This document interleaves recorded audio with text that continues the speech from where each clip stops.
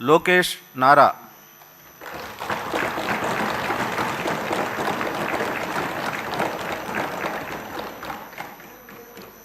నారా లోకేష్ అనే నేను శాసనసభ సభ్యుడినైన ఎన్నిక అయినందుకు శాసనం ద్వారా నిర్మితమైన భారత రాజ్యాంగం పట్ల నిజమైన విశ్వాసం విధేయత చూపుతానని, భారతదేశ సార్వభౌమ అధికారాన్ని సమగ్రతను కాపాడుతానని, నేను స్వీకరించబోయే కర్తవ్యాలను శ్రద్ధాశక్తులతో నిర్వహిస్తానని దైవ సాక్షిగా ప్రమాణం చేస్తున్నాను.